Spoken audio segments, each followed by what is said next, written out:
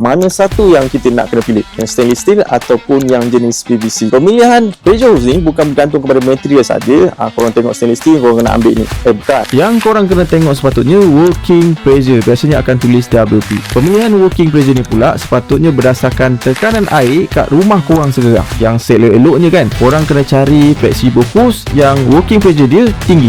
BP dekat hose ni pula short form kepada burst pressure. Ni nilai tekanan maksimum sebelum hose korang boleh meletup. Selain daripada tu kan, korang pilihlah hose berdasarkan kegunaan di rumah korang. Contohnya pilih stainless steel sebab kita boleh guna untuk air panas dan air sejuk, manakala yang PVC ni hanya untuk air sejuk ataupun air biasa sahaja. Untuk kedua-dua pressure hose ni, dia punya fittings setengah inci, sesuai untuk kita letak dekat bahagian toilet dan bahagian sinki.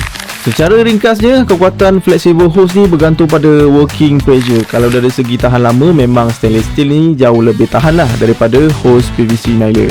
Sekarang korang dah tahu kan mana satu yang nak kena pilih, yang stainless steel ataupun jenis PVC. Kita jumpa lagi pada video seterusnya.